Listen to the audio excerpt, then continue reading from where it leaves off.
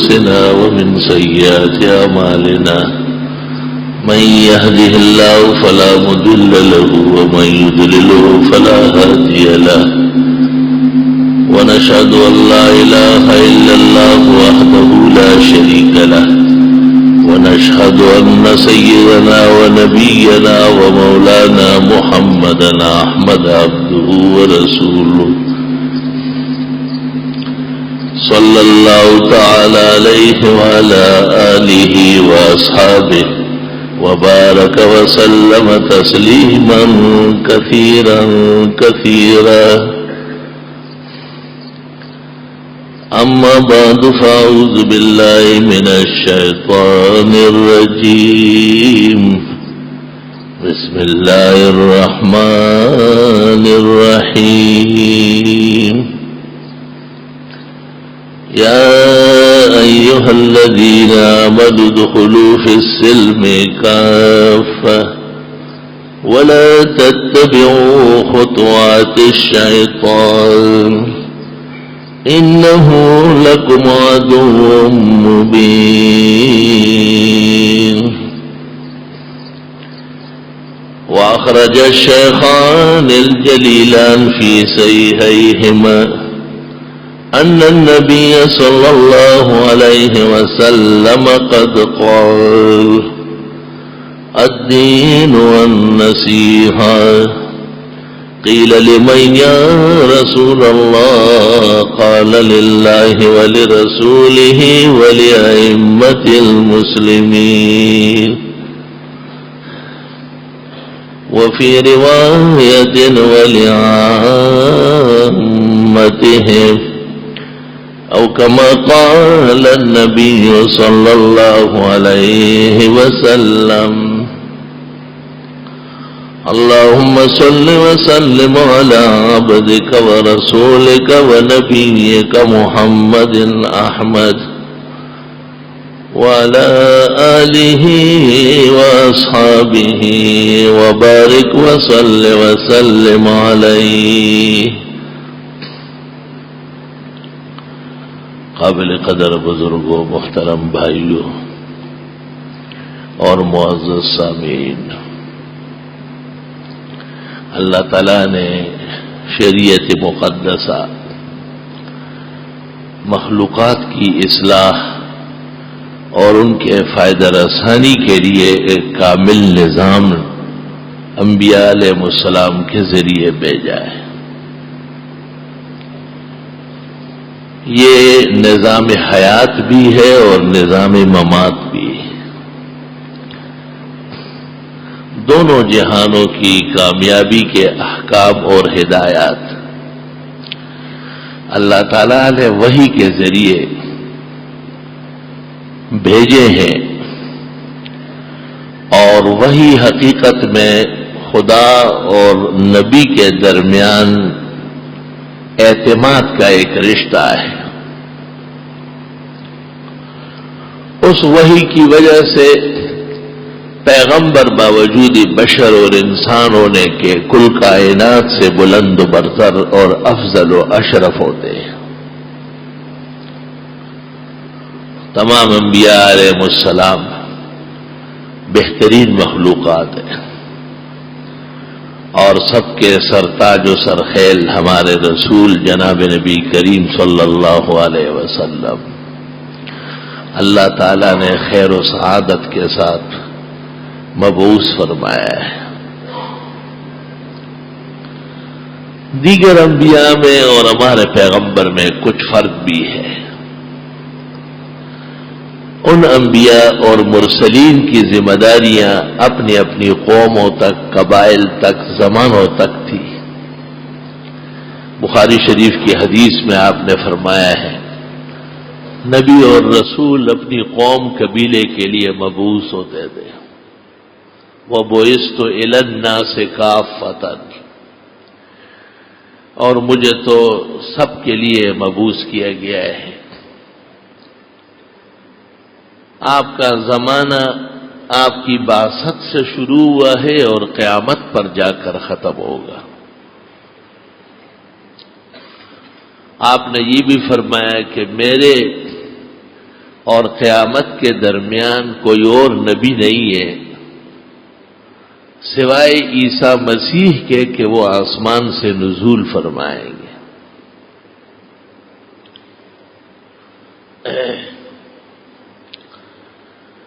گویا میرے بعد قیامت تک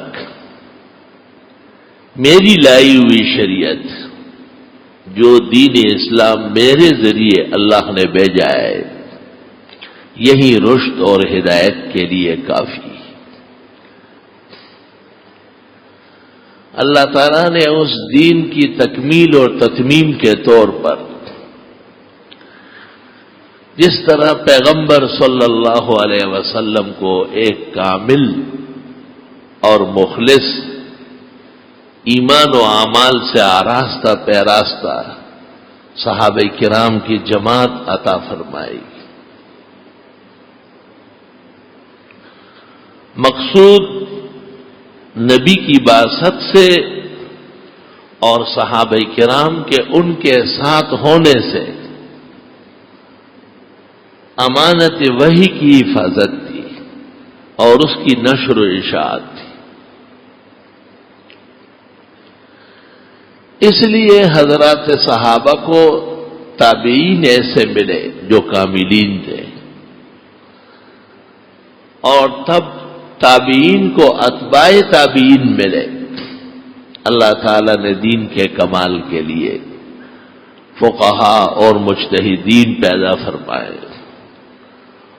انہوں نے احکام کی ترتیب اور تدوین میں اللہ تعالیٰ کی دی ہوئی توفیق کو سر فرمایا ہے۔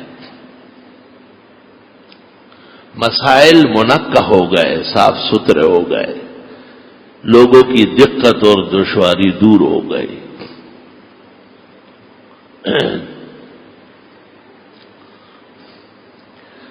اللہ تعالی نے جناب رسول اللہ صلی اللہ علیہ وسلم کے ذریعے جو دین بھیجا ہے اس کا اصل الاصل اور متن عظیم قرآن کریم،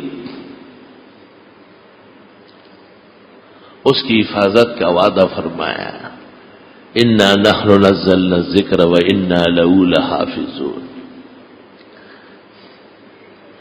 یہ وعدہ تو قرآن کے بارے میں ہے، لیکن اس کا تعلق بہت چیزوں سے ہے، کیونکہ قرآن اللہ تعالی نے پیغمبر کی ذات پر نازل فرمایا ہے اور 23 سال کے عرصے میں نازل فرمایا ہے، تو نبی کی ذات 23 سالہ دور وحی پر مشتمل ان کا محفوظ ہونا بھی قرآن مجید کے لیے ضروری ہوا۔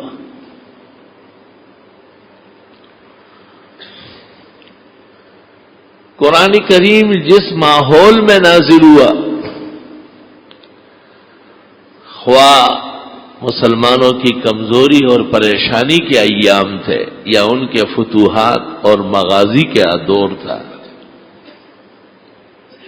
قرآن اس کا بیان بھی کرتا ہے، کبھی بدر، کبھی احد، کبھی حنین، کبھی تبوک، کبھی حدیبیہ، کبھی فتح مکہ۔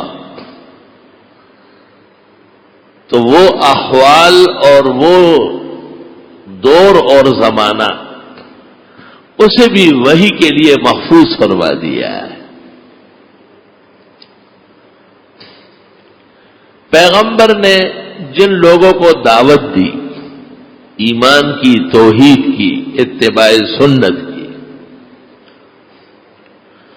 اور جو لوگ ایمان سے بہرور ہوئے، جنہوں نے پیغمبرانہ دعوت پر لبیک کہا اور اس کے سامنے سر تسلیم خم کر لیا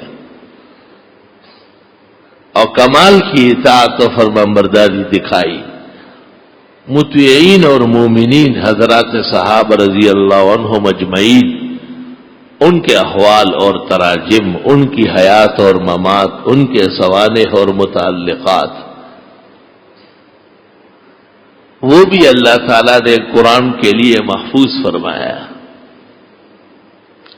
اور جن لوگوں نے انکار کیا اور ایمان نہیں لائے، ان پر وعید آئی، شدید قسم کی سخت سزائیں سنائی گئی. ان کا حال وہ بھی قرآن کے اندر قرآن کے لیے جانا پہچانا بنا، اور اس کے بھی ضروری اطراف و اکناف محفوظ کر دیے گئے. پیغمبر نے مکہ مکرمہ میں زندگی گزاری، وہ محفوظ ہو گئی. پیغمبر نے اللہ کے حکم پر ہجرت فرمائی، ہجرت میں کون ساتھ ہوئے، ہجرت میں کیا تفصیل پیش آئی، ہجرت کتنے دنوں میں مکمل ہو گئی، ہجرت کہاں سے شروع ہوئی کہاں پوری ہوئی، ہجرت کے نتیجے میں راستے میں کیا کیا واقعات پیش آئے، وہ سب قرآن کریم کے لیے اللہ بزرگ و برتر نے محفوظ فرمایا ہے. انا نحن نزلنا الذکر وانا لہ لحافظون.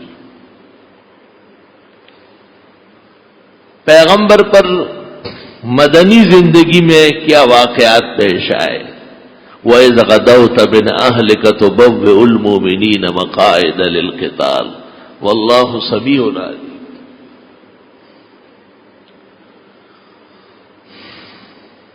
حضرت صبح سویرے گھر سے نکلے اور احد کے میدان میں، احد پہاڑ کے دامن میں تشریف لائے، اور صحابہ کو جنگی ٹھکانوں میں بٹھا رہے تھے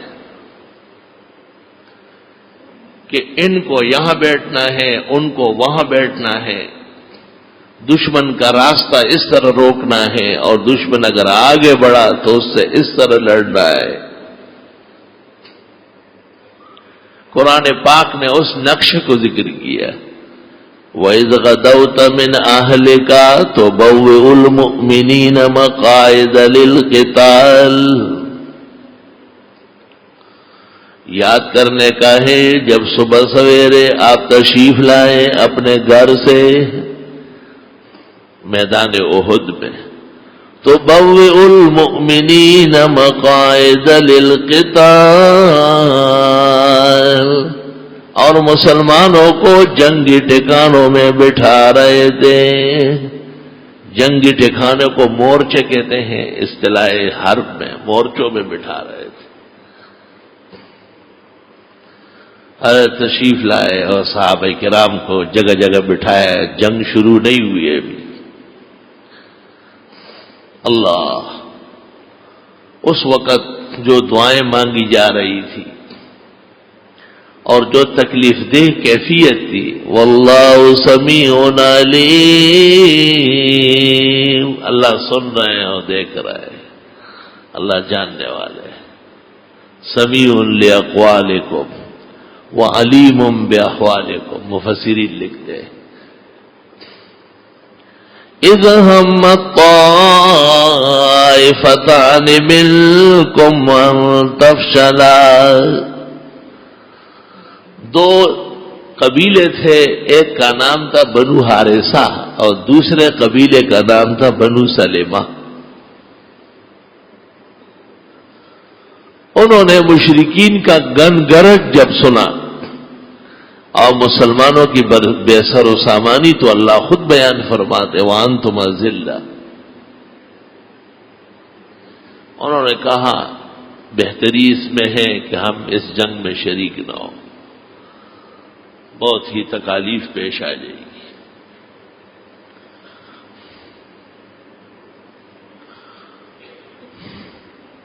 پھر خیال آیا کہ ہم یہاں سے جا کے کہاں جائیں گے، پیغمبر تو میدان میں کھڑے ہیں، اگر ہم اپنے گھروں میں خوش بھی رہے تو وہ کیا خوشی ہوگی، نبی تو میدان جنگ میں. اللہ تعالیٰ نے اس اعتماد اور اس ایمان کی برکت سے ان کے دل جوڑ دیے اور ان کی بے ہمتی ہمت میں تبدیل ہو گئی، اور انہوں نے جنگ میں رہنے کا فیصلہ کر لیا. نہ جانے کی کمزوری وہ دور کر لی. اللہ اس کا ذکر کرتا ہے، دیکھو کیسی عجیب بات. اذ ہمت طائفتان طائفتان منکم ان تفشلا، جس وقت ارادہ کیا دو گروہوں نے تم میں سے کہ وہ بے ہمتی کرے. فشل کہتے ہیں بزدلی کو، فشل کہتے ہیں بزدلی کو. بزدلی شروع ہوتی ہے بے ہمتی سے. اذ ہمت طائفتان منکم ان تفشلا، جس وقت ارادہ کیا دو گروہوں نے تم ہی میں سے کہ وہ بے ہمتی کر لیں. واللہ ولیہما، اللہ نے ان کے ساتھ دوستی فرمائی. وعلی اللہ فلیتوکل المؤمنون، اور اللہ ہی پر بھروسہ کرنا چاہیے مسلمانوں کو. اللہ اللہ. مومن ہو تو بے تیغ بھی لڑتا ہے سپاہی، کافر ہو تو شمشیر پہ کرتا ہے بھروسہ. شعر کا مطلب یہ نہیں کہ مومن ہتھیار نہیں رکھتا، اعتماد اللہ پر ہوتا ہے. اور کافر کے دل و دماغ میں خدائی وحدت و عظمت تو ہوتی رہی ہے، تو وہ ہتھیار پر بڑا اعتماد کرتا ہے. یہ جو دو قبیلے ہیں جن کو اللہ نے کہا کہ یہ بزدل ہونے لگے تھے، میں نے بچا لیا. بخاری شریف میں ہے، مغازی میں بھی اور تفسیر میں بھی. یہ دونوں کہا کرتے تھے کہ ہم اس بات پر خوش نہیں تھے کہ اللہ تعالیٰ ہمیں بزدل نہ کہتا. بزدل کہہ کر ہی تو فرمایا کہ میں نے ان کے ساتھ اپنی دوستی ظاہر کی. دوستی کی ضرورت کب ہوتی ہے؟ جب دوست گر رہا ہو. برسفرا ہم دوستان بھی نمائے. شیخ سعدی کہتے ہیں جب دسترخوان سجا ہوا ہو، بریانی اور روز لگے ہوئے ہو، تو ہر جگہ ماشاءاللہ بہت برکت والا کھانا ہے، ماشاءاللہ بہت ہی پیارا کھانا ہے. وہ فرماتے برسفرا ہم دوستان بھی نمائے. دسترخوان جب لگا ہو سارے دوست ہی دوست ہوتے. تفیلی بھی اور مخالف بھی تھوڑی دیر کے لیے ہم رنگ بن کر کے پیٹ بھر دیتا ہے. دوستی کا رنگ اور دوستی کی ضرورت تو اس وقت ہے جب ایک دوست اپنے مقام سے نیچے گرنے لگا تو آپ نے سہارا دیا کہ ہاں گرنے نہیں دوں گا، آپ میں ساتھ ساتھ چلوں گا. دوست مشمار آنکھ در نامت زند، آئے شیخ سعدی. دوست مشمار آنکھ در نامت زند، لافیاری و برادر خواندگی. دوستی نعمت اور خوشیوں کی گھڑی میں معلوم نہیں ہوتی. اس وقت تو ہر ایک اپنی وفا اور خوشی اور تابعداری کے گیت گاتے ہیں. دوست باشد کی گیرد دست دوست، در پریشان حالی ہو درماندگی. دوست تو اس کو کہتے ہیں کہ جب دوست گر رہا ہو، اسے تکلیف پہنچ رہی ہو، اس پر آفات اور پریشانیاں آئی ہو، آپ اس کا ہاتھ پکڑیں اور کھڈے میں اور کھائی میں گرنے سے بچا لیں. اذ ہمت طائفتان منکم ان تفشلا، یاد کرنے کا ہے جب دو گروہوں نے ارادہ کیا احد سے منہ موڑنے کا، بے ہمتی برتنے کا. واللہ ولیہما، اللہ نے ان کے ساتھ دوستی ظاہر فرمائی. کیا جامع لفظ ہے. کوئی کسی کو کہے کہ میں دوست ہوں آ رہا ہوں، بس کافی ہے. کتنے پیسے چاہیے، کتنی امداد چاہیے، کتنی مہلت چاہیے، یہ سب کام ہو جائے گا. اللہ تعالیٰ نے ان کے ساتھ دوستی ظاہر فرمائی. وَعَلَى اللَّهِ فَلْيَتَوَكَّلِ الْمُؤْمِنُونَ، اور اللہ ہی پر بھروسہ کرنا چاہیے مسلمانوں کو. یہ عقیدہ ہے ہمارا، اس میں کمی ٹھیک نہیں ہے. اللہ لا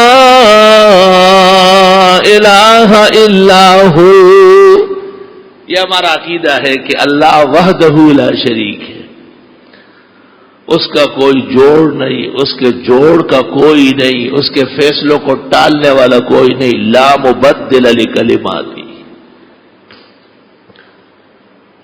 اس جیسا کوئی نافع و ضار نہیں، کوئی مشکل کشا و حاجت روا نہیں، کوئی کارساز نہیں. اللہ لا الہ الا ہو.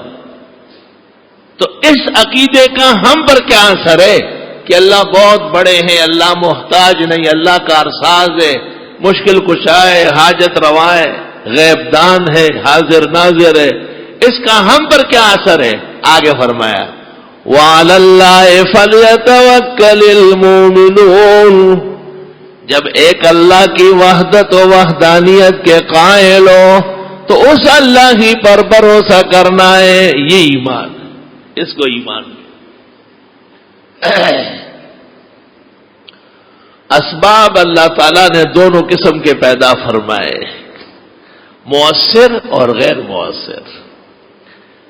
کبھی آدمی چھری لے لیتا ہے تو وہ سبزی کاٹتی ہے اور کبھی نہیں کاٹتی.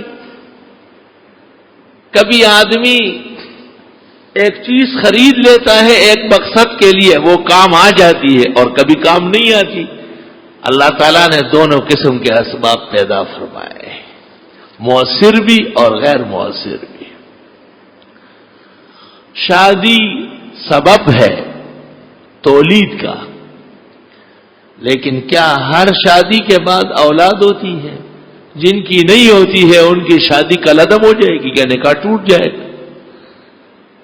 شادی کا جوڑ اس جوڑے کے حق میں اولاد کے لیے مفید نہیں، یہ اللہ کا اختیار ہے. یَہَبُ لِمَن یَشَاءُ انَاثًا، وہ دیتا ہے جس کو چاہے لڑکی، لڑکی بھی وہ دیتا ہے. وَيَهَبُ لِمَن يَشَاءُ الذُّكُورَ، اور جس کو چاہے لڑکے دے. وَيَجْعَلُ مَن يَشَاءُ عَقِيمًا، بعضوں کو کچھ بھی نہ دے، نہ لڑکا نہ لڑکی، کچھ بھی نہ دے. شادی ہو گئی ہے، سبب موجود ہے، اولاد کے لیے مؤثر نہیں ہے. او یزوجہم ذکرانا و اناثا، بعضوں کو دونوں دے، لڑکے بھی لڑکیاں بھی. اللہ تعالیٰ سبب میں اثر پیدا فرمانے والے. قرآن کریم میں ہے کہ حضرت ابراہیم علیہ السلام کو جب نمرود نے آگ میں ڈالا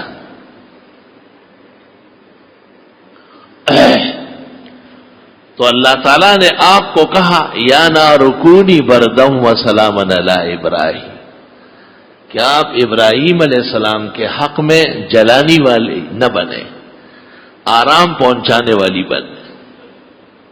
تو مفسرین لکھتے ہیں کہ آپ کو تو اللہ تعالیٰ نے خاصیت دی ہے جلانا، اس خاصیت کو مالک اور خالق بدل سکتا ہے. اللہ اکبر. اس خاصیت کا کام کیا ہے؟ گوشت ہو یا پوست ہو، جو چیز بھی سامنے آئے وہ جل کے جھلس کے راکھ ہو جائے. لیکن حکم خدا کا یہ ہے کہ ابراہیم علیہ السلام کو جلانا نہیں ہے. یا نار کونی بردم و سلاما علی ابراہیم. اپنی تاثیر تبدیل کر لو، رہنے دو. اپنی جلتی میرے اس عبد اور خلیل کے مقابلے میں نہ دکھاؤ.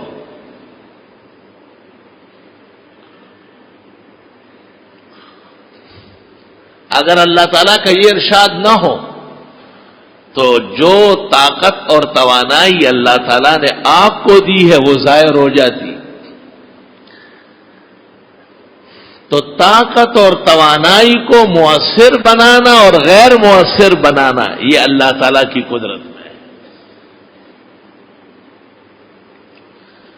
ایک دوا ہے، جب وہ بخار میں کھائی جائے تو بخار کی شدت میں کمی آ جاتی ہے. 2-4 جگہ آپ نے آزمائی، ایک اور ایسے بیمار کو آپ نے دے دی، اس کو فائدہ نہیں ہوا ہے. یہ کوئی مشکل بات ہے؟ اللہ تعالیٰ کا اختیار ہے. وہ دوا کا پابند نہیں، وہ اپنی قدرت کا پابند ہے. کسی کے گلے میں حلوہ اٹک جاتا ہے اور کسی کے گلے سے کانٹا خیریت سے گزر جاتا ہے. کوئی چھت سے گرے اور بحفاظت رہے، اور کوئی پلنگ سے نیچے گرے اور گردن ٹوٹ جائے. طاقت اور توانائی کا سرچشمہ صرف اللہ تعالیٰ کی بزرگ و برتر ذات ہے. ان القوت للہ جمیعا، یہ اختیارات صرف اللہ بزرگ و برتر کو ہے.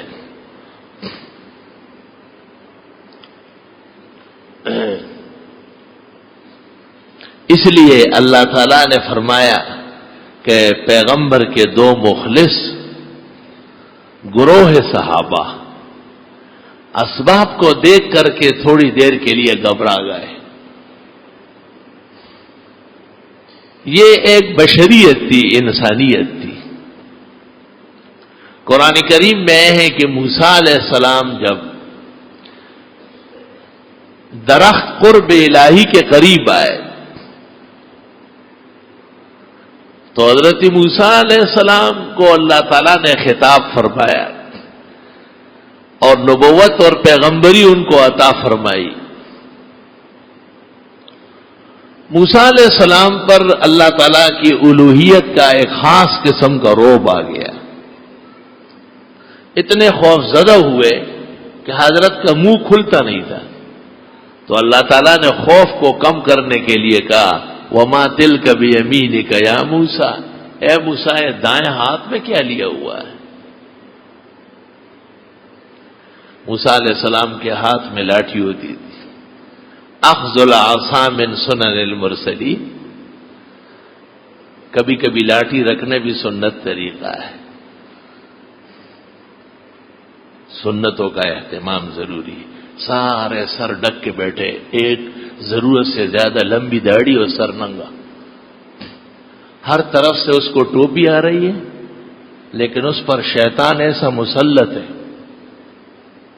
کہ وہ اس ٹوپی کو دھکیل لیتا ہے. یہ نہیں دیکھتے کہ یہ میرا نوکر نہیں ہے، یہ میرے گھر میں نہیں رہ رہا، یہ مجھے دیندار دیکھنا چاہتا ہے، بجائے اس کے کہ اس کا شکر ادا کر لے.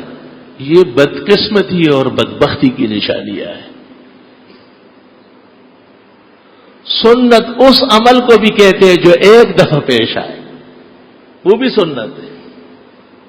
سنت اس کو بھی کہتے ہیں جو ساری زندگی پیغمبر کر چکے ہیں. جب ایک دفعہ پتہ چلا کہ یہ اسلامی آداب میں سے ہے، اس کا لحاظ ضروری. جس پیغمبر کے چہرے پر داڑھی تھی وہ پیغمبر ہمیں زندگی سوائے حج اور عمرے کے احرام کی حالت کے ننگے سر نہیں دیکھے گئے. اس لیے امام بخاری نے بخاری میں باب العمائم قائم کیا ہے. باب عمائم النبی صلی اللہ علیہ وسلم. یہ باب ہے کہ ہمارے پیغمبر کی کئی قسم کی پگڑیاں تھی. یہ نہیں فرمایا کہ باب ان النبی صلی اللہ علیہ وسلم کان کاشف الراس وحاصر الراس. کسی جگہ بھی محدث نے یہ باب قائم نہیں کیا پوری دنیا میں.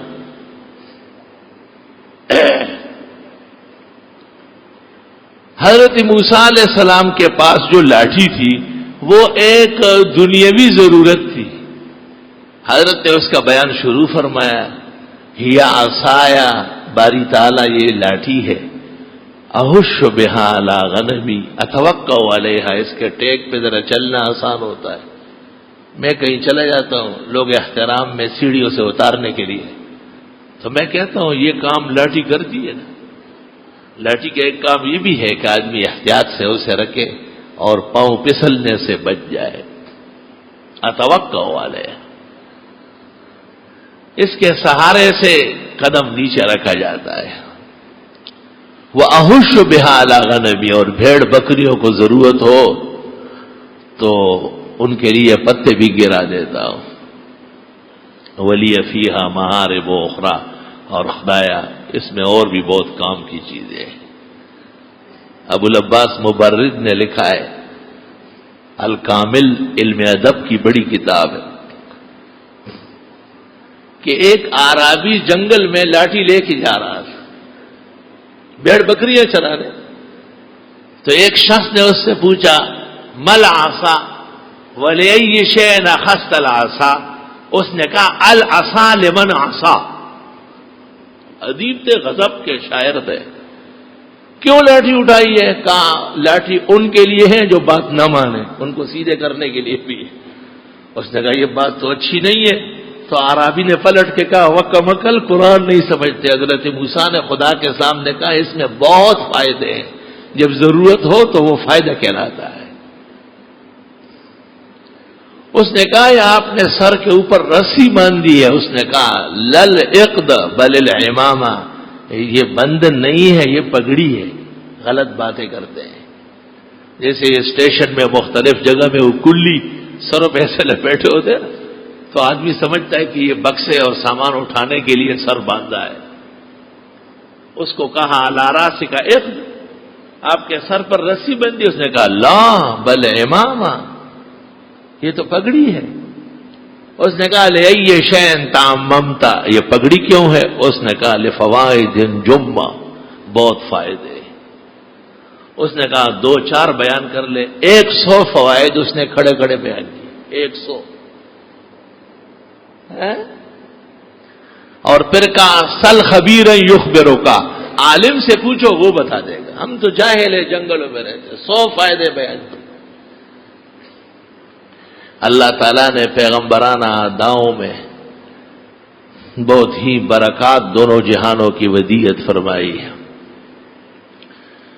موسیٰ علیہ السلام فرماتے یہ میری لاٹھی ہے، اس کے سہارے سے چلنے میں آسانی ہے، اس سے بھیڑ بکریوں کے لیے پتے جاڑنے میں آسانی ہے.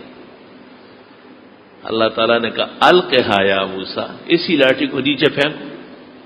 فَإِذَا هِيَ حَيَّةٌ تَسْعَىٰ، حضرت نے لاٹھی نیچے گرائی اور لاٹھی کی جگہ اژدہا کھڑی ہو گئی. فَإِذَا هِيَ حَيَّةٌ تَسْعَىٰ، ایک سانپ پہ جو آگے بڑھ رہا ہے. حضرت موسیٰ علیہ السلام نے جو سانپ کو دیکھا تو آپ روانہ ہو گئے. وَلَّا مُدْبِرًا وَلَمْ يُعَقِّبْ، حضرت پیٹھ پھیر کے جانے لگے.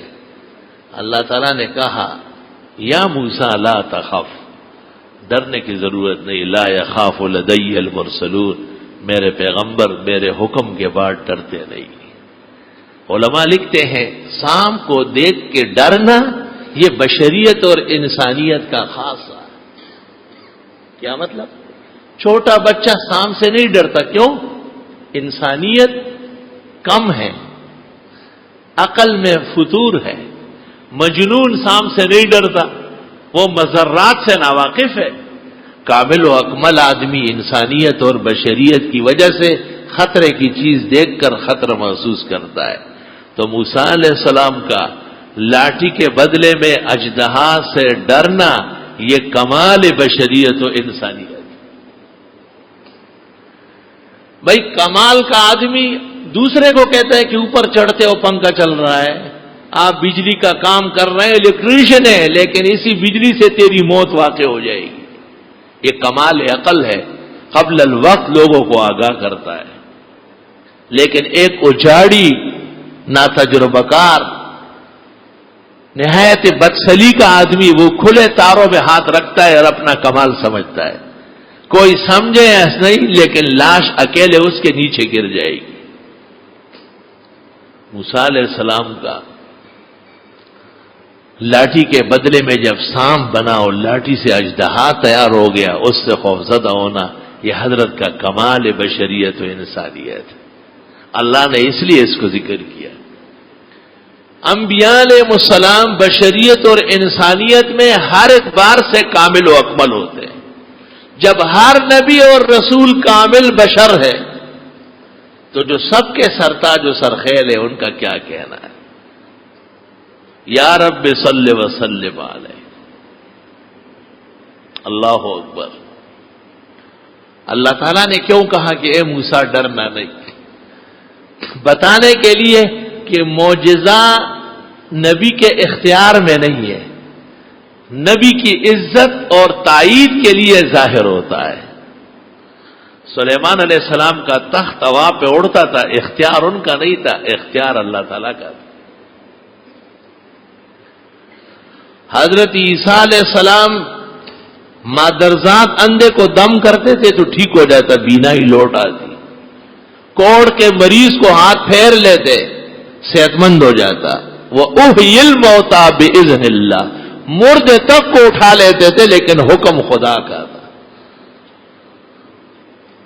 مفسرین لکھتے ہیں کہ حضرت عیسیٰ جب مردے کو دم کر کے اٹھاتے تھے تو فرماتے تھے قم باذن اللہ، قم باذن اللہ، اٹھیے، یہ خدا کا فیصلہ ہے۔ تو کسی نے کہا ولو قام باذن المسیح، اگر حضرت مسیح کے حکم سے کھڑا ہو تو انہوں نے کہا ساتوں آسمان ٹوٹ جائیں گے، ساتوں زمینیں پھٹ جائے گی، یہ سارے پہاڑ ریزہ ریزہ ہو جائیں گے تیری بات سن کر۔ کتنی غلط بات کرتے ہو۔ مخلوق کے کہنے سے مخلوق کبھی زندہ ہوتی؟ مخلوق نہ مخلوق کو پیدا کر سکتی ہے نہ مار سکتی ہے۔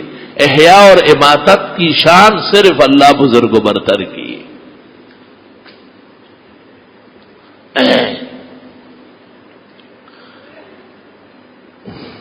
یا موسیٰ لا تخف، اے موسیٰ ڈرنے کی ضرورت نہیں۔ لا یخاف لدی المرسلون، میرے ہاں میرے پیغمبر لوگ ڈرا نہیں کرتے۔ اصل بات یہ تھی کہ حضرت موسیٰ علیہ السلام نے ایک عجوبہ دیکھا تھا کہ درخت میں آگ لگی تھی اور اس سے خدا کی آواز آ رہی تھی۔ اس عجوبے کو سمجھنے کے لیے ایک اور عجوبہ دکھا دیا گیا، اور جب عجائب بہت سارے ہو جاتے ہیں تو سمجھنے میں آسانی ہو جاتی ہے۔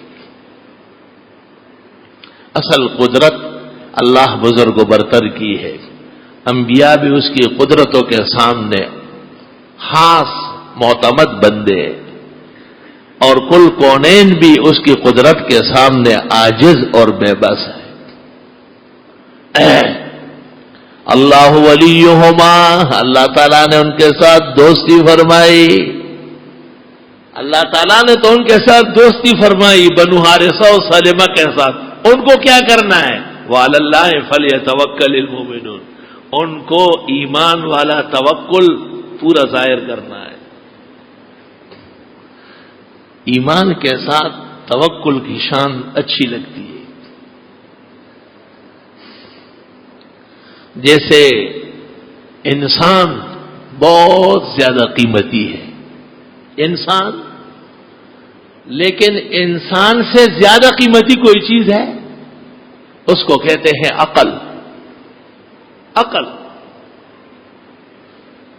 اگر کوئی والد ہے، خدا نہ کرے کسی کی والدہ ہے، اور عقلی طور پر معوف ہو گئی اور وہ کپڑے نہ پہننے لگے تو اولاد کے لیے عزت کی جگہ ذلت کی بات بن جائے۔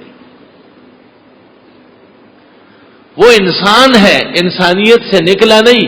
کسی نے معوف العقل، فاتر العقل، مجنون کو غیر انسان نہیں کہا ہے، لیکن انسانی قدروں اور منزلت کی پہچان میں اور شناسائی میں کچھ فرق آیا ہے۔ اللہ اکبر۔ اس لیے لوگوں کے اچھے اعمال سے بزرگوں کو خوشی ہوتی اور گرے پڑے اعمال سے شرمندگی ہوتی ہے۔ آپ یہ کہیں گے یہ میرا بیٹا ہے، قرآن مجید اس نے حفظ کیا ہے، کتابیں پڑھ رہا ہے، خدا کا شکر ہے 5 نمازیں جماعت، دیکھیں آپ کی عزت ہے۔ آپ یہ نہیں کہیں گے یہ میرا بیٹا ہے لیکن بالکل بش کا بچہ لگ رہا ہے، یہ بیٹا میرا ہے لیکن اس نے پینٹ بلیئر والی پہنی ہے، اور داڑھی مونڈنے میں یہ پورے بر صغیر میں اول آیا ہے، ایسا کوئی نہیں کہتا ہے۔ ہر شخص کو پتا ہے کہ یہ اعمال کمزور ہے، اس پر افسوس ہے، اس پر فخر نہیں ہے۔ آپ یوں کہیں گے کہ یہ میرا بیٹا ہے، ماحول اور وقت کی وجہ سے کچھ کمی کوتاہی کا شکار ہے، حضرت والا سے دعاؤں کی درخواست ہے کہ یہ نمازوں کی پابندی کرے، اللہ اس کو داڑھی رکھنے کی ہمت دے، خدا تعالیٰ اس کو سنت اپنانے کا جذبہ دے۔ یہ طریقے ہیں دنیا کے اندر۔ ہمیشہ افتخار کمال پر ہوتا ہے، شکر نعمت پر ہوتا ہے، افتخار کبھی قبح پر نہیں ہوتا، اور شکر کوئی ذلت پر نہیں کرتا، اس سے پناہ مانگتا ہے کہ خدا حفاظت فرما۔ قرآن کریم میں ہے کہ اللہ تعالیٰ کی قدرت ہے کہ وہ انسانوں کو پیدا فرماتے ہیں۔ بعض بچے بڑھنے لگتے ہیں، بعض چھوٹے مر جاتے ہیں۔ وَمِنْكُمْ مَنْ يُرَدُّ إِلَىٰ أَرْذَلِ الْعُمُرِ، تم میں سے بعض وہ ہیں جو عمر کے اس انتہا کو پہنچ جاتے ہیں، لِكَيْ لَا يَعْلَمَ بَعْدَ عِلْمٍ شَيْئًا، کچھ بھی نہیں سمجھتے ہیں جبکہ سمجھنے والے تھے۔ اللہ اکبر۔ حدیث شریف میں ہے کہ جس مومن کی عمر 60 سال سے اور 70 سال سے بڑھ گئی، وہ فرشتوں کی مجلس میں ملائک کی طرح سمجھا جاتا ہے، احترام ہوتا ہے اس کا، بوڑھا آدمی۔ لیکن ایسی عمر کہ جس میں جو کچھ جانتا تھا نہ جانے، پیغمبر نے کہا اللہم انی اعوذ بک من ان ارد الی ارذل العمر، اللہ ایسی عمر سے بچائے جس میں علم سلب ہو جائے، فہم و ادراک ختم ہو جائے، پناہ مانگیا۔ حالانکہ آپ سے پوچھا گیا کہ ای المسلمین خیر، بہترین مسلمان کون سا ہے؟ بڑے سوالات ہوئے اور مختلف جوابات آئے۔ مسند احمد کی روایت حافظ نے فتح الباری شرح بخاری میں نقل کی ہے، وہ اس طرح ہے کہ من طال عمرہ وحسن عملہ، جس کی خوب عمر ہو اور بہترین اعمال۔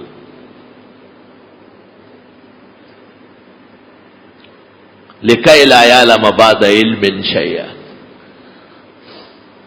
علماء حدیث جب ان کی عمریں بڑھ جاتی تھی، وہ بہت بوڑھے ہو جاتے تھے، تو احتیاط کی وجہ سے حدیث پڑھانا چھوڑ دیتے تھے تاکہ پیغمبر پر ناحق بات نہ کہی جائے۔ اللہم صلی وسلم علیہ۔ امام احمد ابن حنبل رحمت اللہ علیہ کے متعلق لکھا ہے، وقت کے بادشاہ نے اپنی غفلت اور نادانی کی وجہ سے حضرت سے ناحق اختلاف کیا اور ان کو ایسی سزائیں دی کہ حضرت کو دورے پڑتے تھے، اور جب دورے سے بیدار ہو جاتے تھے تو بالکل صحیح سلامت تمام گزشتہ واقعات یاد ہوتے۔ حضرت آسمان کی طرف دیکھ کے انگلیاں ایسی کر کے اور بتاتے تھے کہ اتنے منٹ تک میں بے ہوش رہا ہوں، اس قدر بیدار مغزی تھی۔ اور جب طالب علم حدیث کے لیے بیٹھتا تو کہتے ہیں حدیث میں احتیاط فرض ہے، میں بیمار ہوں۔ اس دور کا واقعہ ہے کہ امام بخاری امام احمد سے پڑھنے گئے تو امام احمد نے معذرت فرمائی کہ اب میری عمر بہت زیادہ ہو گئی اور یہ جو تکلیف پیش آئی اس کا ذکر نہیں کرتے تھے۔ بزرگان دین تکالیف مخلوق کو بتاتے بھی نہیں، وہ تو اللہ کی طرف سے۔ فرمایا میری عمر زیادہ ہے۔ امام بخاری عمر پر اس پر آنسو سے روتے تھے کہ میں نے احمد کا زمانہ پایا اور حدیث نہیں پڑھ سکا۔ اس دوران امام احمد نے گفتگو میں 4 حدیثیں بیان کی، درس میں نہیں، گفتگو میں۔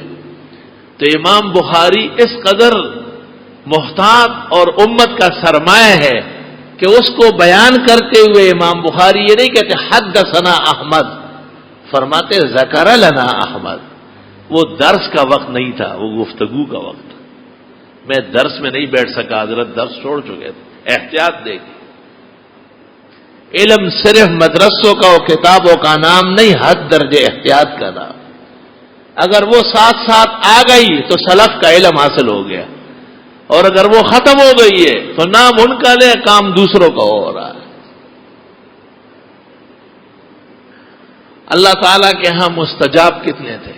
آہا اف، آیت من آیات اللہ، خدا کی قدرت کی ایک نشانی تھی. دنیا جمع تھی اور امام احمد ابن حنبل کو مسئلہ خلق قرآن میں معتصم کی طرف سے سزا نافذ ہو گئی تھی.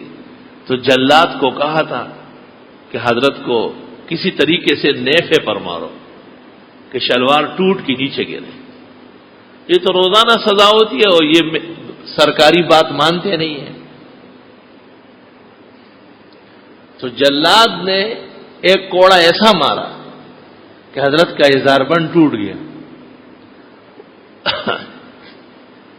اسی کے ساتھ ہی امام احمد نے اوپر کے آسمان کی طرف دیکھا اور کچھ کلمات پڑھے تو شلوار نیچے جانے کے بجائے تھوڑی سی اوپر ہو گئی.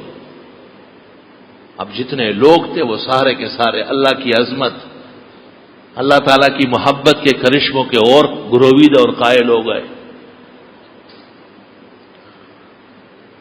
جلاد نے بادشاہ کو معذرت کی کہ میں نے اپنا کام کیا لیکن اس کی شلوار نیچے گرتی نہیں، ٹوٹی ہوئی شلوار اوپر چلی گئی. بادشاہ نے بھی دیکھا وہ موجود تھے.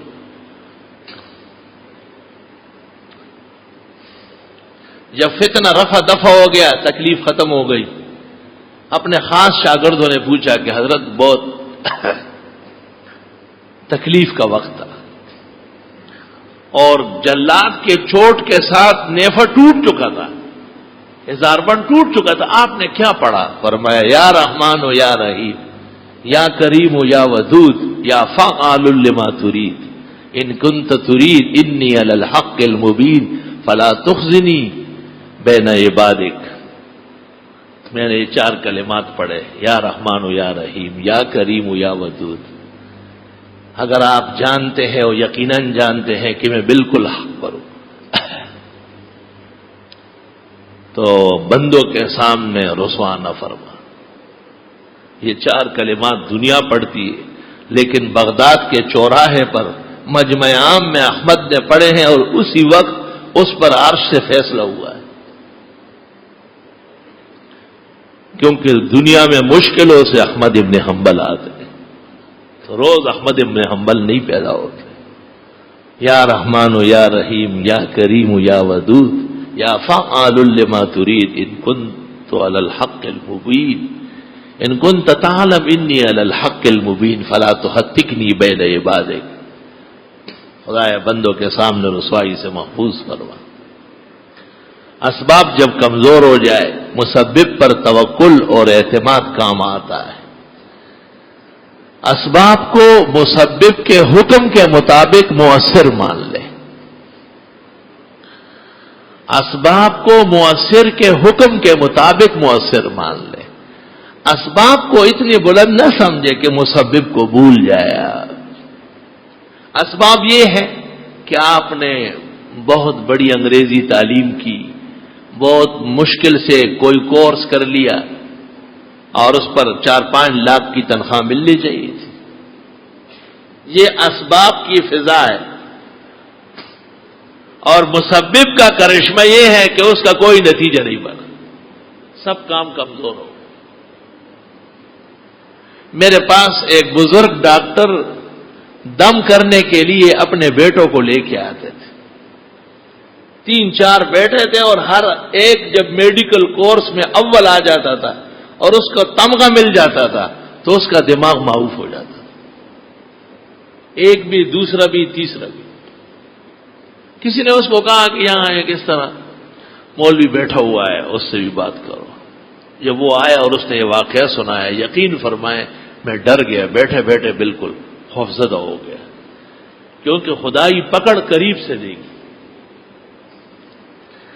میں نے اس کو کہا کہ جب ایک بیٹا بیمار ہوا تو دوسرے سے دوسرا کوئی کورس کروا لیتے اور چوتھے کو کسی دینی مدرسے میں بھیج دیتے. احکم الحاکمین کی ناراضگی مول لینے کی کیا ضرورت تھی؟ اس ناراضگی کو ہٹانی تھی، مصالحت کی کوشش کرنی تھی. مجھے کہا خیال نہیں ہوا. بہت بزرگ ہستی تھی، کہیں ہو ممکن ہے جمعے میں کبھی تشریف لاتے. بہت معذرت کے ساتھ ان کی خدمت میں صرف اللہ کی قدرتوں کے کرشمے بتانا چاہتا ہوں. میں نے کہا کہ یہ تو آپ کو بھی پتا ہے کہ میں عام طرز کا کتاب امامت اور تھوڑی بہت گفتگو کا مولوی ہوں، کوئی خاص بڑا مولوی نہیں ہوں. بڑوں سے پاکستان بھرا ہوا ہے، سیدھا سادہ مدرس امام مولوی ہوں. آپ جس اثرے پر یہاں لے کے آئے وہ کیا ہے؟ تو اس کے منہ سے نکلا کہ آپ اللہ کے دین کے رہنما ہیں. میں نے کہا بس اس اللہ کو مان لو کہ وہ بہت بڑا ہے، وہ ایک خس سے اور تنکے سے بھی بڑا کام لے سکتا ہے. ابرہا بادشاہ تھا اور اس کے لشکر جرار تھے، وہ نکمے ثابت ہوئے اور اہل مکہ کی بچت کے لیے کوئی چیز نہیں تھی، تو اللہ تعالیٰ نے دریائی ابابیل بھیجے پرندوں کی شکل میں غول کے غول، اور وہ کعبہ شریف کی نصرت و حفاظت کے لیے کافی ہو گئے. اللہ نے ایک مکمل سورہ فیل کے اندر اس نقشے کا ذکر کیا ہے. میں نے دم کرنا شروع کیا اور میں نے کہا 3 دن صبح و شام آ جائے.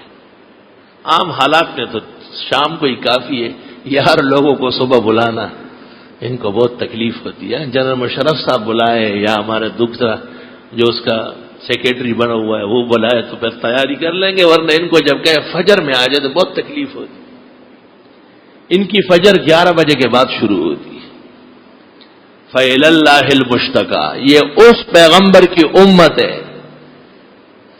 جس پیغمبر کہ لائے ہوئے دین میں فجر کی نماز فرض ہے، اور اس ایک اذان میں مؤذن یہ کلمات کہتا ہے کہ الصلاۃ خیر من النوم، اے لوگوں نماز نیند سے بہتر ہے، وہ نیند رہنے دو، نماز میں وقت پر آؤ. یہ اس امت کی شان جائز ہے کہ آپ گھروں میں بستروں میں لیٹے ہوئے ہو اور مسجد میں 2-4 بوڑھے 2-3 بیمار 2-4 جذباتی نوجوان امام مؤذن وہ نماز پڑھا لیں. آج جمعے کی فجر ہے، اپنے اپنے شکل آئینے میں دیکھ لی جائے کہ کتنے لوگ ہیں جنہوں نے فجر با جماعت پڑھی. 100 میں 1 یا زیادہ سے زیادہ 2 اور 3، یہ 93 اور 94 100 میں کلمہ گو مسلمان اعلیٰ درجے کے مسلم و مومن، لیکن فجر کے لیے تیار نہیں ہے.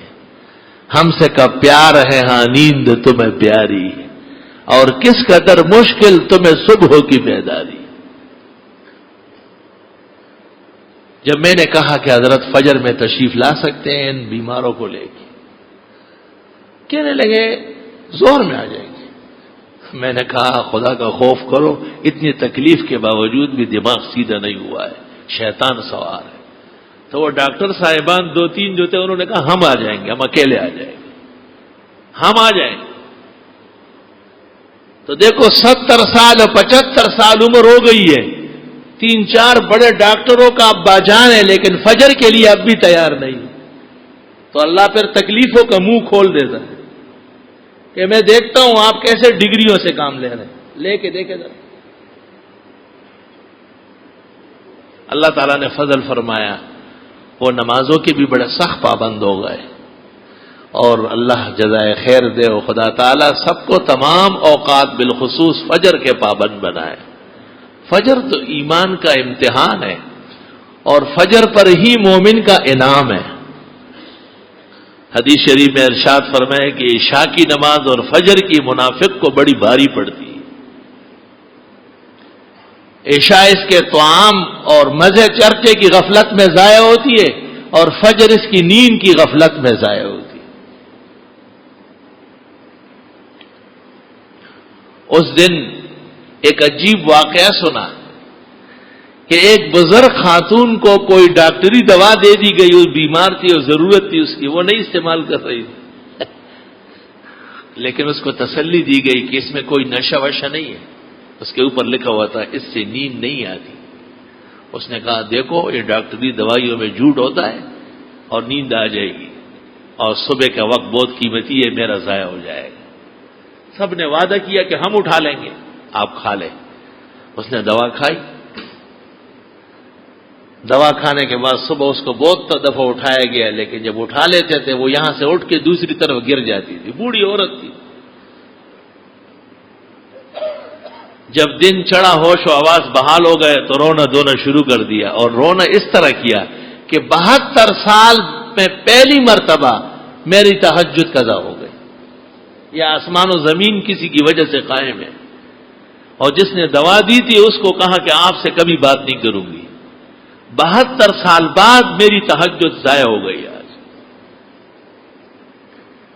اس زمین پر بھی خدا کے کامل بندے آباد ہیں. انہی لوگوں میں وہ لال و جواہر بھی ہے جن کی عبادت پر ملائک رش کرتے ہیں. فرشتوں سے بڑھ کر ہے انسان و بننا، مگر اس میں لگتی ہے محنت زیادہ. سوال یہ ہے کہ اگر کوئی عبادت نہ کرے تب بھی اس کی عمر گزرے گی، واپس نہیں آئے گی، ایک دن ایک سال بھی، اور اسے بھی مر کر خدا کے حضور جانا ہے. کیا جواب دے گا؟ لا تزال قدم عبد یوم القیامہ،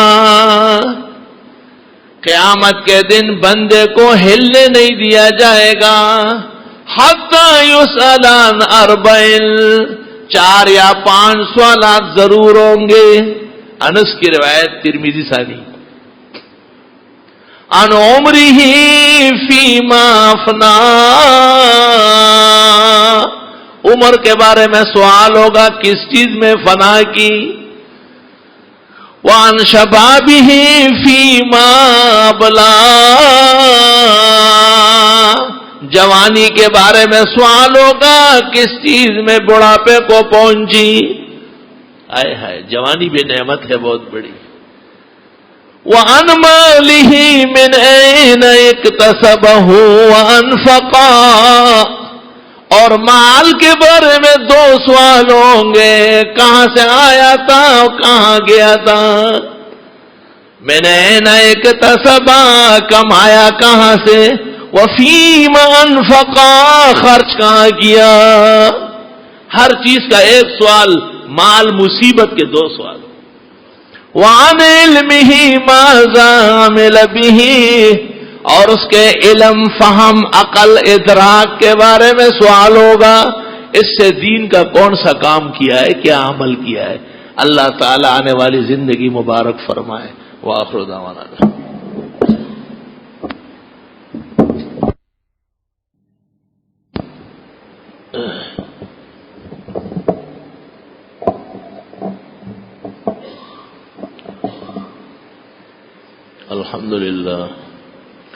الحمد لله حمدا كثيرا وسبحان الله بكرة وأصيلا.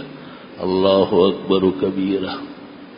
أشهد أن لا إله إلا الله وحده لا شريك له، وأشهد أن محمدا أحمد عبده ورسوله أرسله الله تعالى إلى كافة الخلق بين يدي الساعة بشيرا ونذيرا وداعيا إلى الله بإذنه وسراجا منيرا.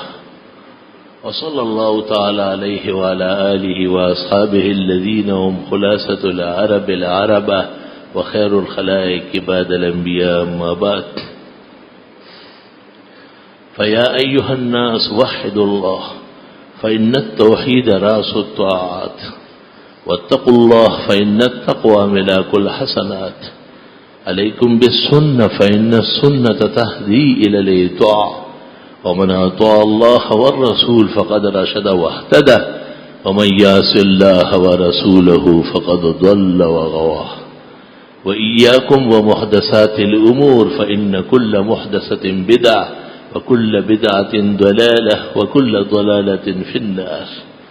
أعوذ بالله من الشيطان الرجيم. اليوم أكملت لكم دينكم وأتممت عليكم نعمتي ورضيت لكم الإسلام دينا.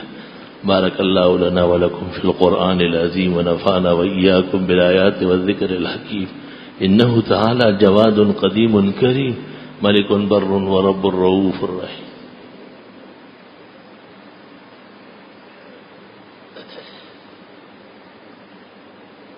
الحمد لله جل وعلا وصلى الله وسلم على رسوله المصطفى ونبيه المجتبى وأمينه على وحي السماء وعلى آله النجبى وأصحابه الأتقياء أفضل الخلائق بعد الأنبياء ومن بهديهم اقتدى وبآثارهم اقتفى من المفسرين والمحدثين والفقهاء إلى يوم الجزاء. أما بعد فقد قال النبي صلى الله عليه وسلم أبو بكر في الجنة عمر في الجنة عثمان في الجنة علي في الجنة زبير بن العوام في الجنة طلحة بن عبيد الله في الجنة عبد الرحمن بن عوف في الجنة أبو عبيدة بن الجراح في الجنة سعد بن أبي وقاص في الجنة سعيد بن زيد في الجنة.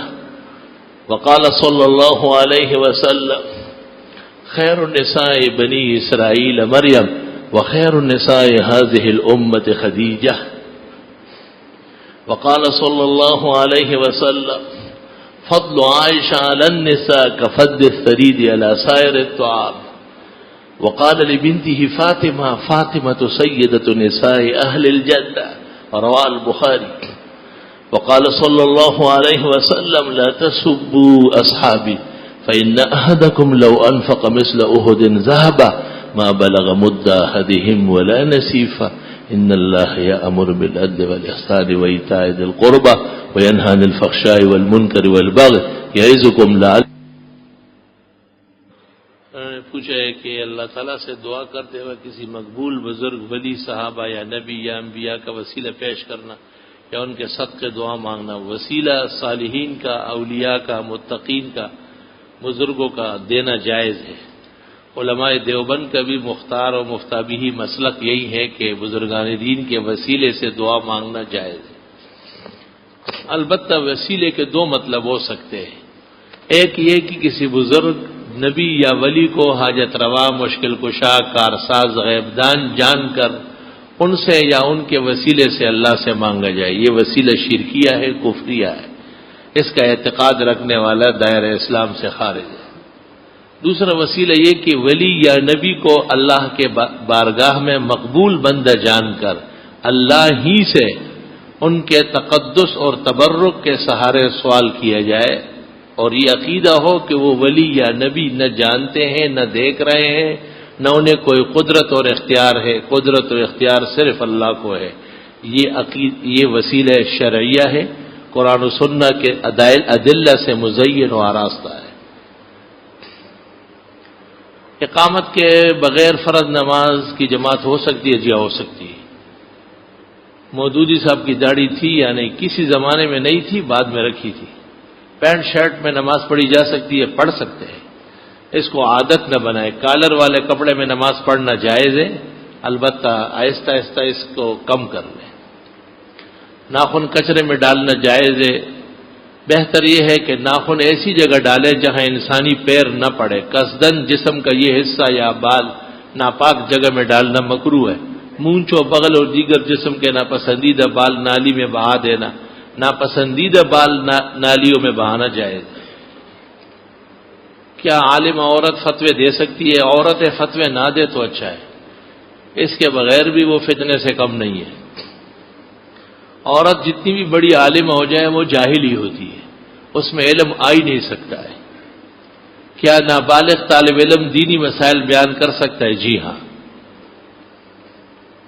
قبر کے سرحانے میں محراب نما دیوار بنا کر اس پر مردے کا نام لکھوا دینا جائز ہے.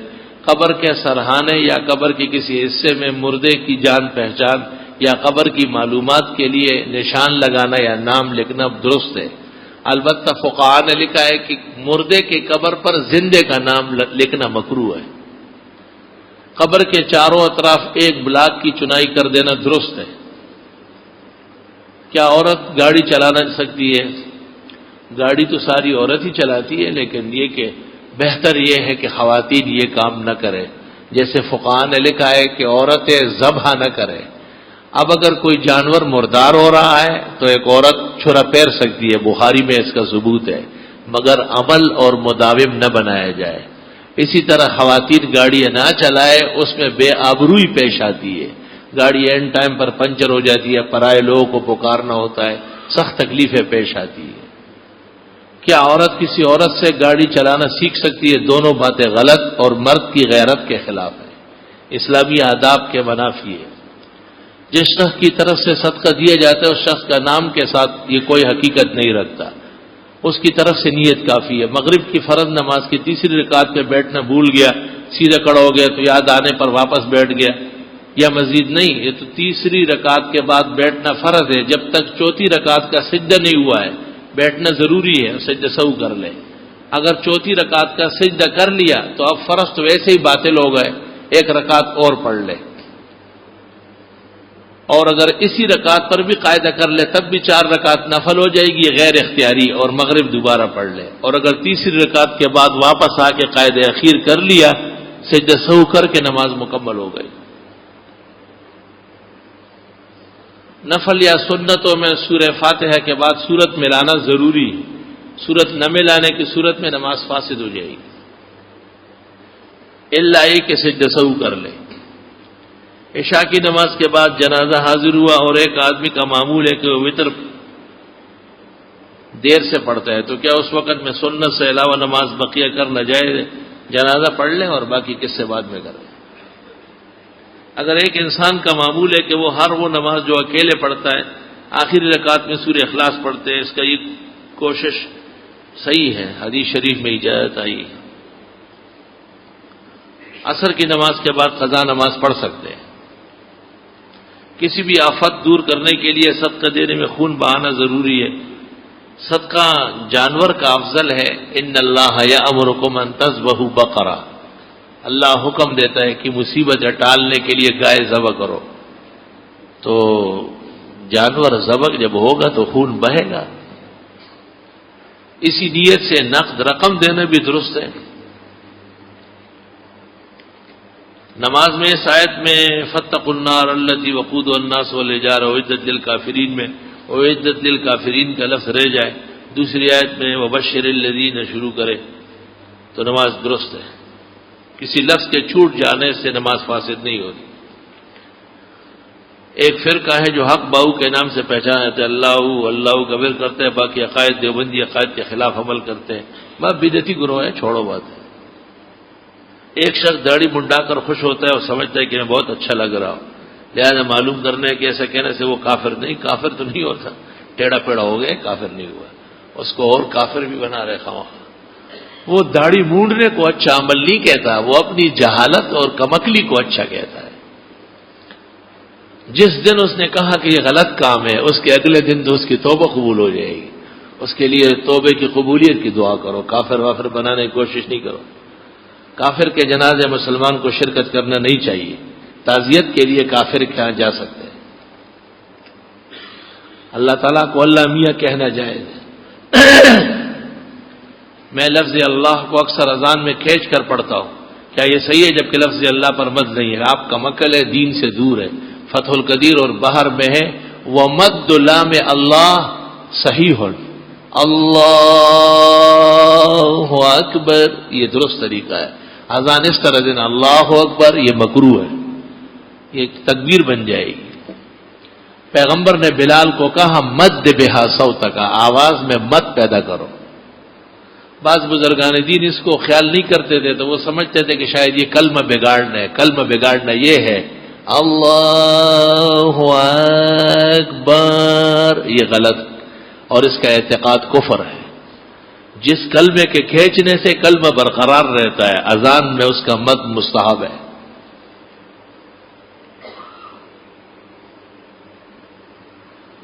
تبلیغی جماعت کی فضائل پر مبنی اس کا ترجمہ مولانا سعد کاندھری نے کیا ہے، فلا تطع الکافرین وجاہدہم بہ جہادا کبیرا، آپ کافر کی خوشی کا کام نہ کیجیے، یعنی کافر اس سے خوش ہوں گے کہ آپ تبلیغ نہ کریں یا کم کریں، بلکہ ان کا زور و شور سے مقابلہ کریں، تبلیغ عام و خاص کریں۔ یہ جہاد کبیرہ تبلیغ کے معنی میں اس تبلیغیوں کے پیچھے پڑ گئے، وہ غریب کیا کریں گے۔ سورہ فرقان کی یہ آیت مکہ مکرمہ میں نازل ہوئی ہے بالاتفاق، اور اس وقت جہاد فرض نہیں ہوا تھا، اور اللہ فرماتے آپ اس قرآن کے ذریعے بڑا جہاد کریں، تو معلوم یہ ہوا کہ دعوت اللہ، آپ کو تبلیغ سے چھڑے، تبلیغ نہ کہے چلو، اللہ تعالیٰ کی توحید اور نبی کی رسالت حقہ کا بیان اور اس کی دعوت دینا بہت بڑا جہاد ہے۔ ایک شخص حرام پیسوں سے کوئی چیز خریدے، دوسرا بندہ اس کو استعمال کر سکے، اگرچہ اس کو پتہ ہو یہ حرام، تو اس کو چاہیے کہ نہ استعمال کرے۔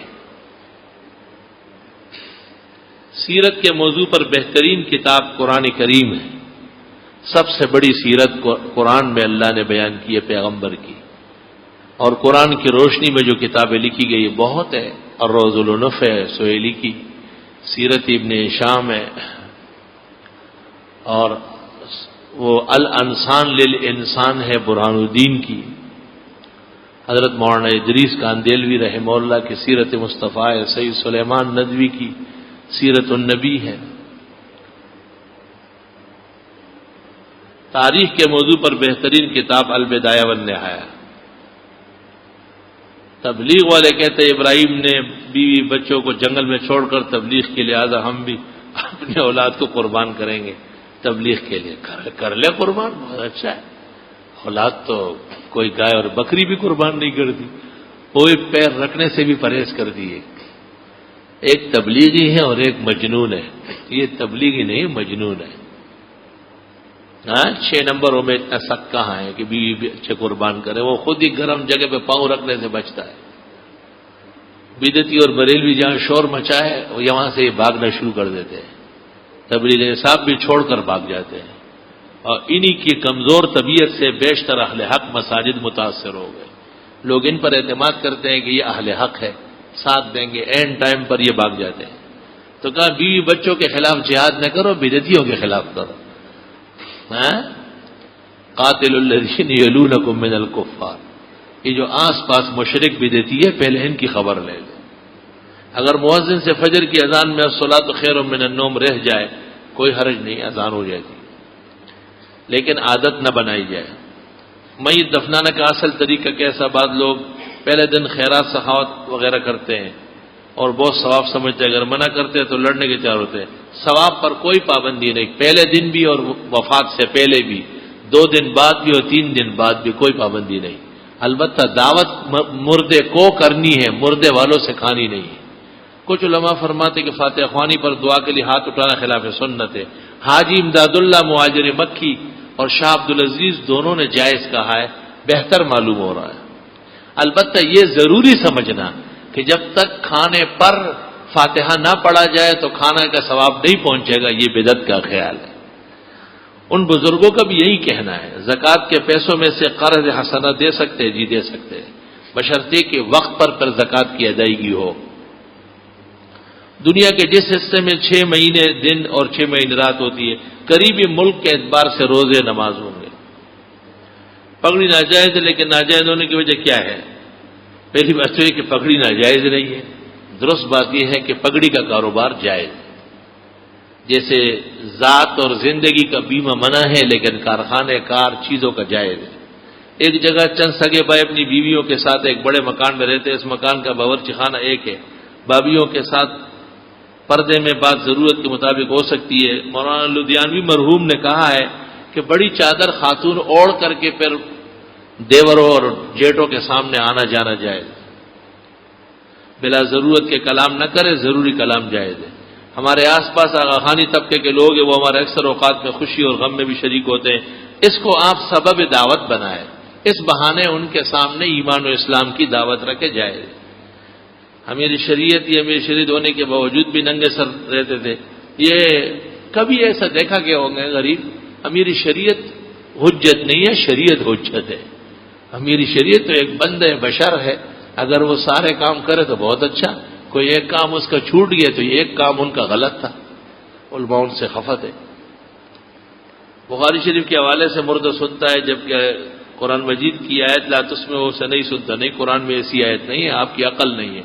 اسی آیت سے معلوم ہوتا ہے کہ مردے سنتے ہیں، کیونکہ اللہ فرماتے آپ نہیں سنا سکتے، یعنی وہ سن رہے ہیں، سنانے والا اللہ ہے۔ شریعت نے کیا شرائط رکھی ہے دوسری شادی کے لیے؟ بس پہلی والی بیوی اور دوسری بیوی ملا کر کے ذرا خوش رکھے، قصہ ختم۔ ایسا نہ ہو کہ پہلی کا تو جواب دے نہیں سکتے اور دوسری کے پیچھے دوڑ رہا۔ ہمارے علاقے میں کچھ لوگ ہیں جو کہ اپنے آپ کو توحیدی کہتے ہیں، ان کی جماعت اشاعت ہے، دیوبند میں تقی وغیرہ ان لوگوں کو دیوبندی نہیں مانتے، کیا ان لوگوں کا عقیدہ صحیح ہے؟ بہرحال وہ عقیدہ تو صحیح ہوگا لیکن ان کا عمل کمزور ہے، جو اپنے بزرگوں کا احترام نہیں کرتے۔ حضرت مولانا تقی عثمانی دامت برکاتہم ہمارے اہل حق کے بزرگ، محقق، عالم اور افتخار کی ہستی ہے۔ کسی کی کسی مسئلے سے یا تحقیق سے اتفاق نہ ہو، سینکڑوں مقامات پر میرا ان سے اختلاف ہے، لیکن ان کا احترام، ان کا تقدس، ان کی بزرگی، عظمت، ان کا بڑا پن ہم دل و جان سے مانتے ہیں۔ اس کتاب کا نام بتائیں جس میں امامے کے فائدے لکھے موجود ہیں۔ الکامل مبرر۔ ہر مہینے اپنی تنخواہ میں سے کم از کم کتنے فیصد اللہ کے نام پر دینا چاہیے؟ جتنے سے آپ کا دل خوش ہو اتنا دیا کرو۔ ایک عورت کو طلاق ہو گئی، مرد اس حلالہ کے ذریعے دوبارہ بیوی بتانا چاہتا ہے، کیا حلالہ کرنا صغیرہ گناہ ہے یا کبیرہ؟ حلالہ کرنا تو نہ گناہ کوئی نہیں ہے، گناہ تو حرامہ ہے۔ 3 طلاق کے بعد بیوی کو پھر رجوع یا نکاح جدید کے ساتھ رکھنا یہ گناہ کبیرہ ہے اور قریب ہے کہ ایمان سلب ہو جائے اور عمر بھر کا زنا ہے۔ 3 طلاق دینے کے بعد عدت جب گزر جائے اس بیوی کا کہیں اور شادی کرنا، پھر وہاں سے طلاق دلوا کے پھر عدت گزرنا اور پھر پہلے والے خاوند کے ساتھ ملانا اور نکاح کرنا، اس کو حلالہ کہتے ہیں۔ اس کے خلاف حرامہ ہے۔ جو لوگ حلالہ نہیں سمجھتے وہ حرام کاری کے مرتکب ہیں۔ حافظ قرآن جس کی داڑھی بالکل نہیں مگر وہ بالغ ہے، اس کے پیچھے نماز ناجائز۔ داڑھی کٹ اور داڑھی مونڈے دونوں حافظوں کے پیچھے فرض، تراویح دونوں ناجائز، اور ایسا عمل باطل اور اس کو مصلی سے ہٹانا مسلمانوں کا فرض ہے۔ اگر ہم کسی دوست کے گھر جائیں تو کیا ہم اس کی بیگم کو سلام کہہ سکتے ہیں یا نہیں؟ اور دوست کے ساتھ کام رکھے، بیگم کو کیا کرنا ہے؟ لیکن اگر وہ آمنے سامنے آ گئی تو آپ ان سے پردہ کرتے ہوئے سلام کا جواب دے سکتے ہیں۔ حکم یہ ہے کہ اجنبی عورت کو آپ سلام کا پہل نہ کریں، پردے اور حجاب میں اگر وہ سلام کرے تو آپ جواب دیں۔ میرا ایک آفس کا ساتھی ہے، اس کا تعلق ہری پگڑی والوں سے ہے۔ اس کا کہنا ہے کہ بابا فرید کے مزار پر ایک دروازہ، جو شخص اس دروازے سے گزرے گا وہ جنتی کہلائے گا۔ یہ کہاں تک درست ہے؟ اونٹ اونٹ تیری کون سی کل سیدھی ہے، اس کا سر ہی شیطان کا ہے اور آپ بابا فرید اور اس کی باتیں سنتے ہیں۔ بابا فرید ہمارے بزرگ تھے، وہ موحدین کے سرتاج تھے اپنے زمانے میں۔ وہ کن 2 انبیاء کرام کی ملاقات ہے جن میں سے ایک نے کچی سیاہی سے بڑی قیمتی کتاب لکھی اور دوسرے نے پانی میں پھینک دی، جب نکالی تو اس میں گرد تھی۔ 2 پیغمبر نہیں ہیں، مولانا روم ہے اور ان کے شیخ ہے شیخ شمس تبریز۔ 2 ولی ہے، نبی نہیں ہے۔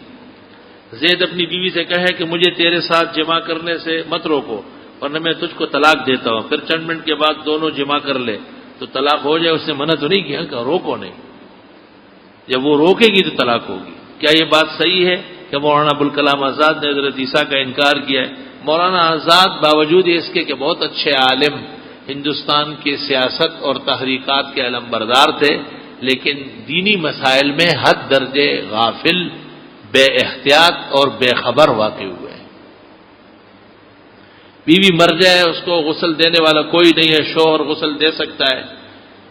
شوہر غسل دے سکتا ہے، البتہ کپڑے نہ اتارے، اوپر ایک چادر ڈال کر کے پانی بہائے۔ حلالے سے کیا مراد ہے؟ یعنی حرام کو حلال کرنا۔ 3 طلاق دینے کے بعد ہمیشہ کے لیے بیوی حرام ہے، اور یہ کہیں اور جا کے نکاح کر لے اور پھر واپس آ جائے خاوند کے پاس، یہ حلالہ ہے۔ لکھا ہے حلالے کا طریقہ شریعت میں کیا ہے؟ کیا مطلب ہے؟ قرآن کریم میں ہے، اگر تیسری طلاق دے دی گئی فلا تحل له من بعد حتی تنکح زوجا غیرہ۔ ایک عورت کو طلاق ہوئے 3 ماہ ہو چکے ہیں، اس طلاق کو چھپائے ہوئے وہ عورت اپنی خالہ کے گھر میں، اب پوچھنا ہے کہ اگر اس طلاق کو وہ دونوں ظاہر کریں تو عین ممکن ہے کہ قتل و غارت ہو جائے، اس لیے مرد عورت کو حلالے کے ذریعے دوبارہ بیوی بنانا چاہتا ہے۔ دارالفتاح سے مزید معلومات کر لیں۔ فرض نماز کی کچھ رکعتیں نکل جائے تو امام کے ساتھ آخری قاعدے میں صرف التحیات عبدو اور رسولو تک پڑھ لے، تاہم درود پڑھنے سے کوئی حرج نہیں۔ شمس الائمہ سرخسی قائل ہے۔ ظہر کی 4 سنت نکل جائے تو فرض کے بعد پہلے 4 پھر 2. یہ مفتابیہی اور متون کا مذہب ہے. اللہ نے اپنے فضل سے ہمیں بیٹی عطا فرمائی، ہم بچی کے یہ نام رکھنا چاہتے ہیں، مہربانی فرما کر حالہ، فاطمہ، ربا، ان میں سے ایک نام بھی میرا پسندیدہ نہیں، آپ کہیں اور رکھے جائے گا. حدیث کی کتاب مشکات کی بہترین عمدہ عربی اور اردو کون سی شرح ہے؟ مرقات اور لمحات. علم اصول حدیث میں بہترین کتاب تقریب و تدریب ہے، یا الباعث الاسیس ہے سخاوی کی. سنت و نوافل کے بعد سجدے میں گر کر دعا مانگنا بدعت اور ناجائز ہے. ہماری ہمشیرے کا انتقال ہو گیا، آپ سے دو اللہ تعالیٰ مغفرت فرمائے، آپ لوگوں کو صبر و اجر دے. جامع ازہر تعلیم درسانیہ کا پڑھنے والا باپ فوت ہو گیا، آپ حضرت دعا فرمائے، اللہ تعالیٰ ان کے والد کی مغفرت فرمائے اور ان کے بیٹے وہ عالم بنائے اور ان کے لیے سرمایہ عمل ثابت فرمائے، ہمارے شافی مشفع بنائے. الحمدللہ رب العالمین. نستغفرک اللہم ونسألک السلام والعافیہ. لا الہ الا اللہ وحدہ لا شریک لہ، لہ الملک ولہ الحمد وعلی کل شیء قدیر. یا اللہ، جنہوں نے بیماروں کے لیے کہا ہے ان کو صحت شفا عطا فرما، جنہوں نے مردوں کی مغفرت کی دعا کے لیے کہا ہے اللہ ان کے مرحومین کی بخشش فرما، جنہوں نے اور پیچیدگیاں، تکالیف، درد اور غم ذکر کیا اللہ سب کو مداوا، شفا، عزت، افتخار، آسانی نصیب فرما. صلی اللہ تعالی علیہ وسلم.